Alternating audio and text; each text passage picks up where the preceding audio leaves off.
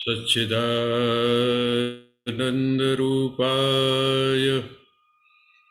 विश्वोत्पत्त्यादिहेतवे तापत्रय विनाशाय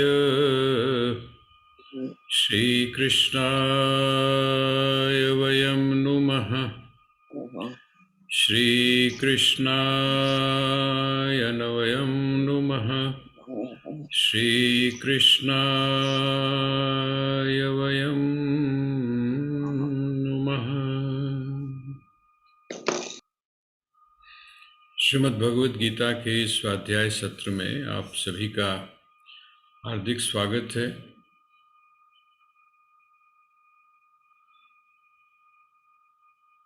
हम लोग चर्चा कर रहे हैं श्रीमद् भगवद गीता के 13वें अध्याय की, जिसका नाम है क्षेत्र क्षेत्रज्ञ ज्ञान या क्षेत्र क्षेत्रज्ञ विभाग योग नाम त्रयोदशो अध्याय। ये जो क्षेत्र और क्षेत्रज्ञ है, आपको मैंने निवेदन किया था कि भगवान इसके माध्यम से ये चाह रहे हैं कि जो परमात्मा की जो सृष्टि है उसमें और हमारी जो सृष्टि है अर्थात जीव की जो सृष्टि है उनमें जो अंतर है वो हमारे सामने स्पष्ट कर दें, क्योंकि ये अंतर जब स्पष्ट होगा तभी हमको दोनों जो जगत हैं, जैसा वैष्णव परंपरा में एक बड़ी अच्छी शब्दावली का प्रयोग किया जाता है, वहाँ जगत और संसार इन दोनों को अलग अलग मानते हैं। जगत का अर्थ होता है जो परमात्मा की बनाई हुई सृष्टि है उसको वो जगत बोलते हैं, और जो हमारी और आपकी जो बनाई हुई सृष्टि है उसको वो लोग संसार बोलते हैं। जगत जो है वो जगत परमात्मा की सृष्टि है, इसलिए वो परमात्मा में या उसका जो संकल्प है उसके साथ में जुड़ी हुई है। और ये जो संसार है, ये संसार क्योंकि हमारी सृष्टि है इसलिए इसका संबंध हमारे साथ में है। हमारी जो विचार है या हमारे जो संकल्प हैं उनके साथ में जुड़ा हुआ है। यही कारण है कि हमारे और आपके जो संकल्प हैं वो यद्यपि समाप्त हो जाते हैं और हम उनसे मुक्त भी हो जाते हैं, लेकिन जो परमात्मा का जो संकल्प है वो संकल्प एक तरह से अनादि है। और अगर हम थोड़ा सा उस टर्म में न जाएं, वेदांत की जो बहुत उच्चतम एक जो परिभाषा है उसमें अगर न जाएं तो वो भी एक तरह से अनंत ही रहती है, क्योंकि प्रलय के बाद जो बीज है बीज रूप में रहती है और फिर उसके बाद में उसकी सृष्टि होती है। तो ये एक तरह से अगर आप इसको थोड़ा सा गौर से पढ़ेंगे तो हम ये कह सकते हैं कि आध्यात्मिक विज्ञान है। आध्यात्मिक विज्ञान का अर्थ क्या है? जिस तरह मन और शरीर इन दोनों को स्थूल और सूक्ष्म इन विभागों में विभक्त करके हमारे जो वैज्ञानिक हैं वो इसका विश्लेषण कर रहे हैं, और इनका जो आपस में जो रिलेशनशिप है, आपस में जो इसका संबंध है उसका एनालिसिस करते हैं, उसकी वो विवेचना करते हैं। इसी तरह से यहाँ पर भी कुछ उसी तरह की विवेचना भगवान ने यहाँ पर की है। हम इसीलिए इसको ये भी कह सकते हैं कि एक तरह से अध्यात्म का ये विज्ञान है।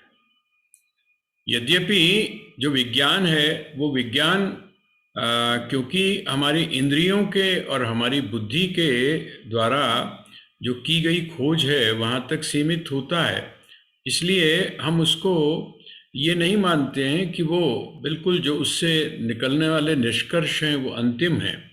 बस ऐसा ही आप यहाँ पर भी समझ लीजिए कि ये भी सिर्फ समझने के लिए है। आप इनके जो कंक्लूजन्स हैं या इसके जो निष्कर्ष हैं उनको आप अंतिम मत मानिएगा। उसका कारण क्या है कि यदि आपने किसी भी निष्कर्ष को अंतिम मान लिया तो भगवान ने जो कल बात एक आपको कही थी कि जो ऋषि हैं और ऋषि अपनी अपनी तरह से, बहुत तरह से इसका विश्लेषण करते हैं। आप लोगों ने, जिन्होंने भी श्रीमद् भागवत को सुना होगा या अन्य पुराणों को सुना होगा, तो उसमें एक बड़ा महत्वपूर्ण एक प्रक्रिया आती है बीच बीच में। और वो प्रक्रिया क्या है? वो प्रक्रिया है कि ये जो जगत है इसकी उत्पत्ति कैसे होती है और उसके बाद में इसका लय कैसे होता है। उत्पत्ति और लय अर्थात जो सृष्टि का क्रम है, उस सृष्टि के क्रम का जो एनालिसिस होता है वो प्रत्येक जगह पर है। और आश्चर्य होता है आपको कि कहीं पर उसका विश्लेषण किसी तरह से होता है और कहीं पर किसी तरह से होता है। तो आपके मन में ये प्रश्न पैदा होता है कि भाई ये इनमें से सच कौन सा है, इसमें सही कौन सा है।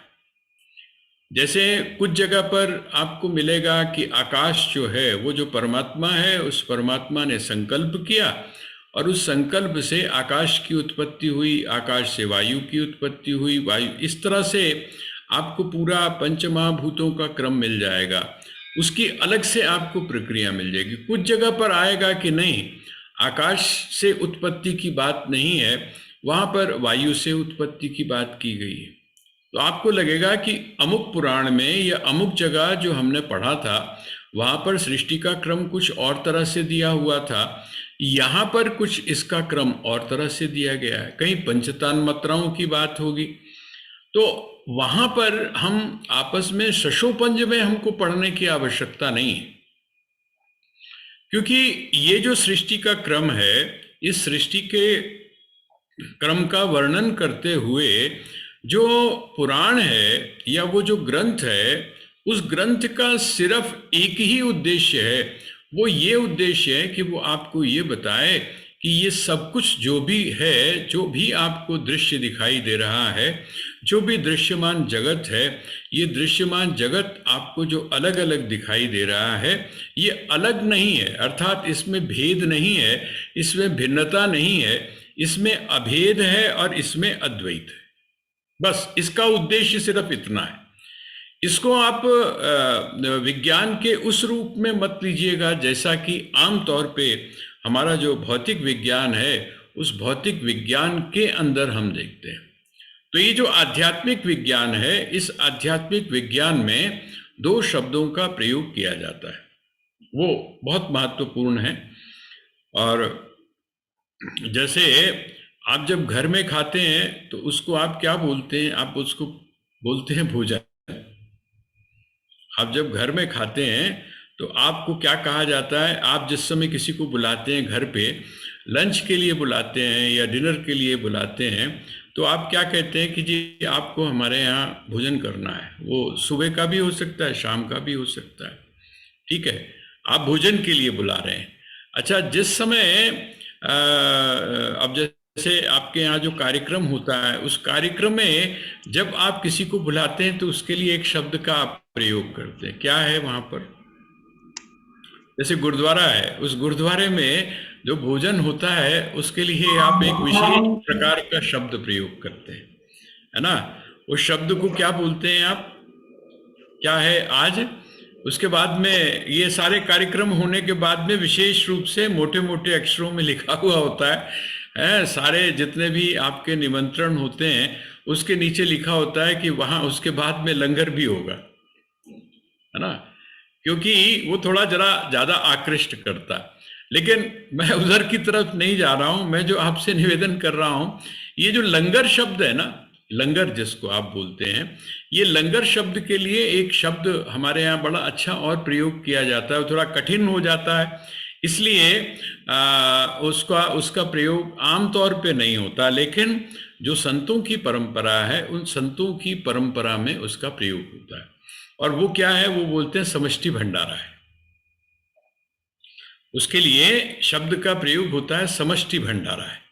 तो दो चीजें आप थोड़ा सा, दो शब्द आप पकड़ लीजिएगा, वो चाहें तो आप कहीं नोट भी कर सकते हैं। एक होता है समष्टि और एक होता है व्यष्टि। ये इसलिए जानना जरूरी है कि भगवान अब जिस तरह से आगे बढ़ रहे हैं और जिस तरह से अपनी बात को वो खोलने का प्रयास कर रहे हैं, वो जो क्षेत्र और क्षेत्रज्ञ है उसको जिस तरह से वो व्यापक रूप देने की कोशिश कर रहे हैं, व्यापक रूप से हमको समझाने की कोशिश कर रहे हैं, वहां पर हम इस चीज को जरा समझ लें। कैसे? वो कहते हैं कि जो समष्टि है, समष्टि का मतलब क्या हुआ? सब जब एक मिल जाता है, जब समय उसका जो दायरा है वो थोड़ा व्यापक हो जाता है। तो व्यापक कैसे होता है? व्यापक होता है जिस समय आप जगत बोल देते हैं, जिस समय आप जगत बोलते हैं, तो जगत क्या है? जगत में सब आ जाता है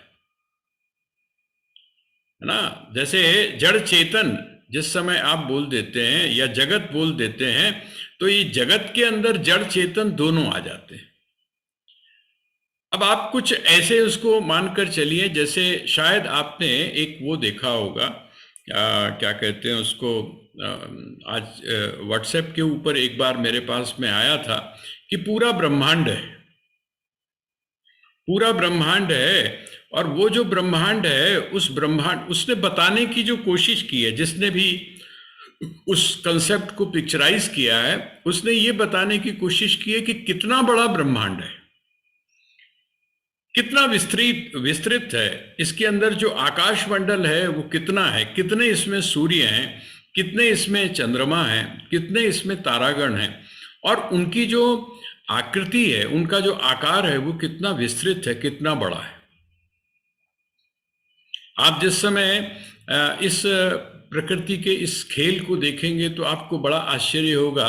क्यों? क्योंकि कुछ की दूरी इतनी ज़्यादा है कि वहाँ से नीचे अर्थात पृथ्वी पर आने में जो रोशनी है, उसको कितने कितने वर्ष लग जाते हैं। अब आप सोचकर थोड़ा सा हम अगर इमेजिन करके देखें, जिसको हमने विराट रूप में देखा था, वो जो विराट रूप हमने जो 11वें अध्याय में जो देखा था, उस विराट रूप को जब आप देखते हैं तो वो संपूर्ण समष्टि है। समष्टि का अर्थ क्या हुआ? वो जो विराट रूप है, उस विराट रूप को देखना आप हो गया समष्टि।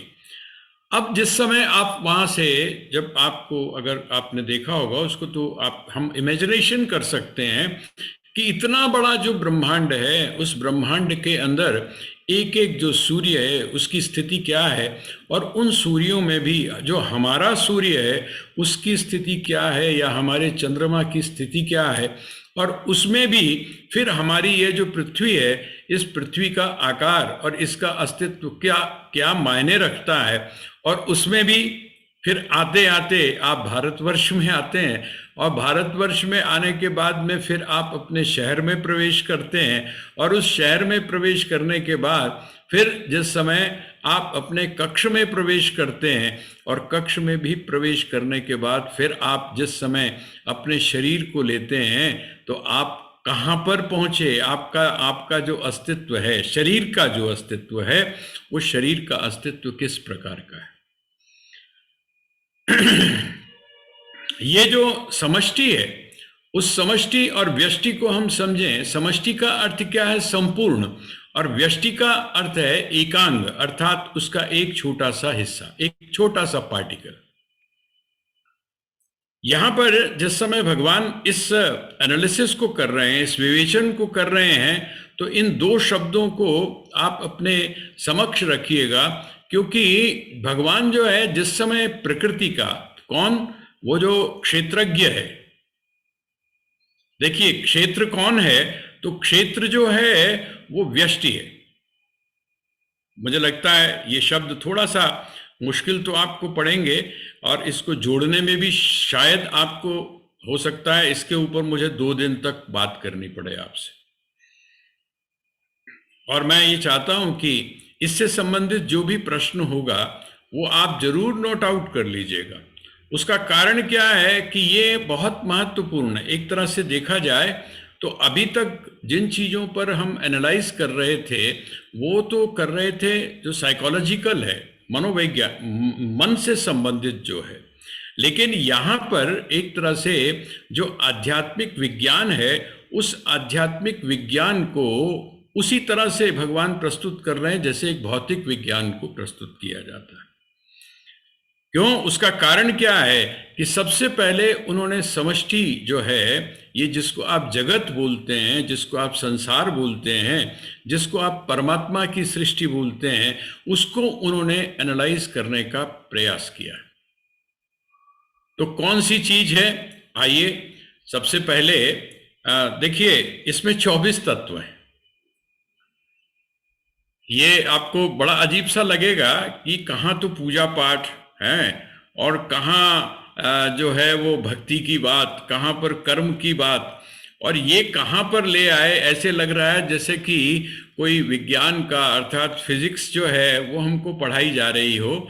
भगवान कहते हैं कि नहीं, 24 तत्व हैं। कौन कौन से 24 तत्व हैं?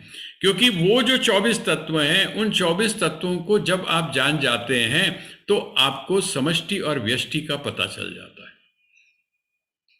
थोड़ा सा मैंने आपको संकेत पहले दिया था, मैंने आपको संकेत दिया था कि ये जो पंच महाभूत हैं, इन पंच महाभूतों से ही किस चीज की उत्पत्ति होती है? भाई, पंच महाभूतों से ये जो जगत उत्पन्न हुआ। हम लोग बोलते हैं कि पंच महाभूतों से ही सभी की उत्पत्ति होती है। तो जब सभी की उत्पत्ति होती है तो इसका मतलब हमारी जो ज्ञानेंद्रियां हैं, हमारी जो कर्मेंद्रियां हैं, हमारा जो मन है, हमारी जो बुद्धि है, और यहाँ तक कि हमारा जो चित्त है, उसका भी संबंध किनके साथ में है? इन पंच महाभूतों से। जो लोग यहाँ पर 15 तारीख को आए हुए थे आप लोग, तो 15 तारीख को आपने एक लेक्चर था, स्वामी शिवचंद्र दास जी महाराज ने दिया था। उसका नाम था पंचदेवोपासना। है, आपको ध्यान होगा, पंचदेवोपासना अर्थात प्रत्येक सनातन धर्मी को पंचदेवों की उपासना करनी चाहिए। 5 जो देवता हैं उनकी उपासना करनी चाहिए। ये, और उसके अंदर उन्होंने इस बात को समझाया था क्यों करनी चाहिए। क्योंकि हमारी जब सारी सृष्टि ही 5 जो पंच महाभूत हैं उनके साथ में जुड़ी हुई है, और वो जो पंचदेव हैं वो क्या हैं? वो जो पंच महाभूत हैं उनके स्वामी या उसके अधिष्ठाता हैं। तो जब आप उनकी उपासना एक विशेष परंपरा से या एक विशेष विधि से करते हैं तो उनका परिष्कार होता है, उनका परिष्कार होता है। मैं सोचता हूँ थोड़ी सी मूल बातें अगर आप समझ लें तो कल मैं आपको थोड़ा सा एनालाइज करके, मतलब ऑन पेपर मैं भेज दूंगा ताकि आप उसको समझें। अब वो पंचीकृत पंच महाभूत का आपको ध्यान होगा और अपंचीकृत पंच महाभूत का आपको ध्यान हो, अगर ध्यान होगा तो। आपने अगर अपनी डायरी में नोट किया हुआ होगा तो वो जो सारी प्रक्रिया है, वो प्रक्रिया पूरी की पूरी भगवान यहां पर अब आपके सामने दोबारा से रख रहे हैं।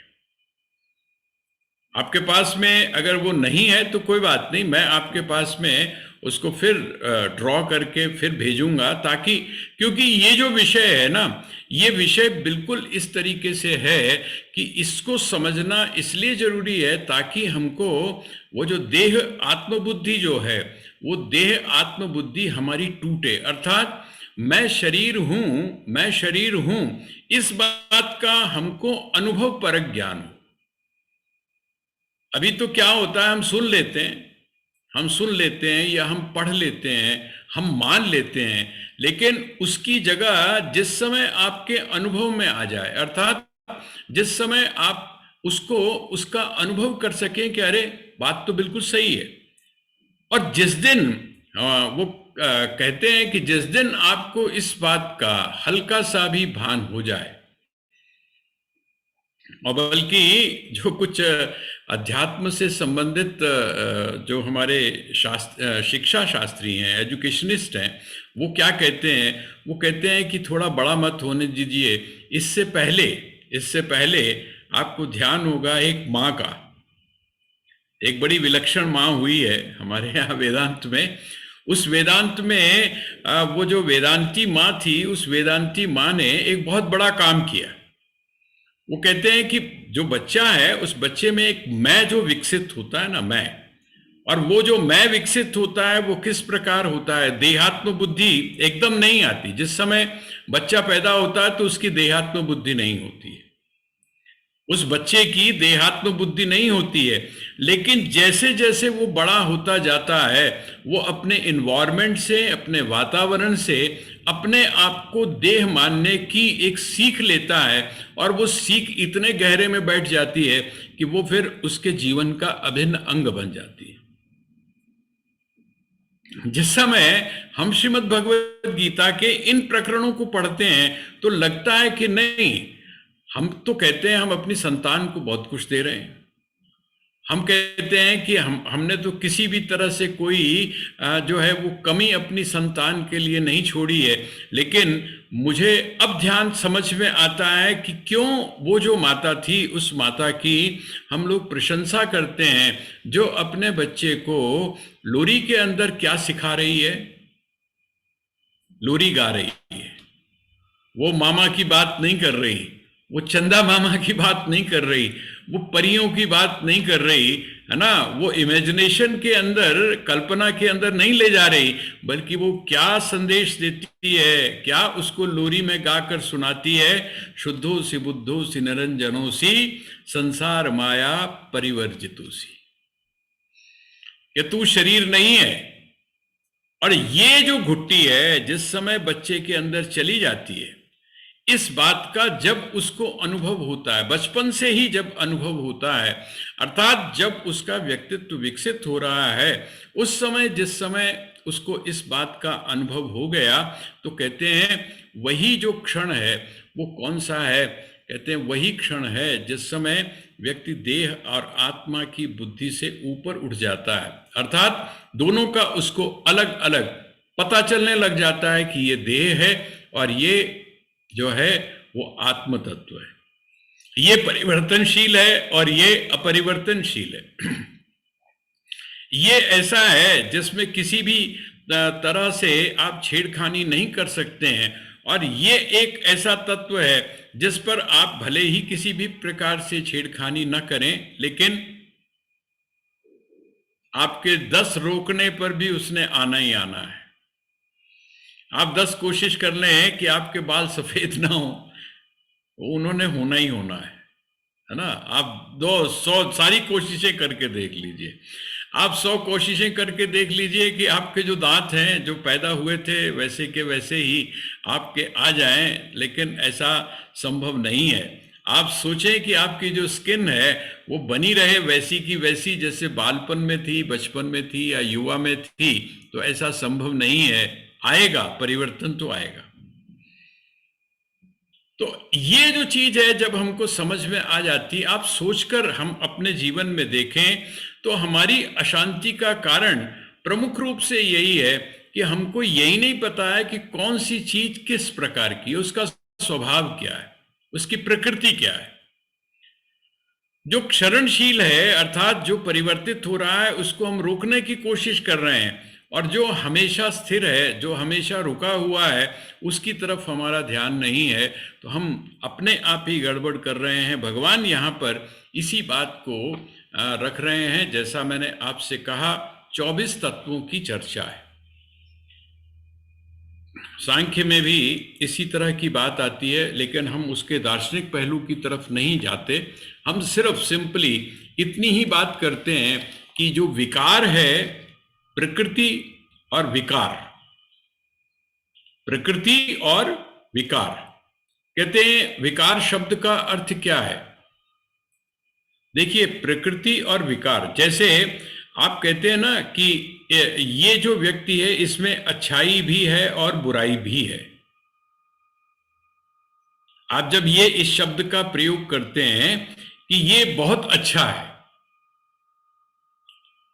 अच्छा, इस शब्द के प्रयोग करने में कि ये बहुत अच्छा है और इस शब्द के प्रयोग करने में कि इसमें अच्छाई भी है और बुराई भी है, आपको क्या अंतर लगता है? ये जो वाक्य का हम प्रयोग कर रहे हैं, अब देखिए, अब आप लोगों ने श्रीमद् भगवद गीता पढ़ ली है, तो इसलिए आप थोड़ा सा हम सावधान होकर इसके ऊपर विचार करें। देखिए, प्रकृति, विकार का अर्थ क्या है? विकार का अर्थ यह है कि उसमें पॉसिबिलिटी है, उसमें संभावना है। और जिसमें संभावना है किस चीज की? दूसरी चीज की, जिसमें संभावना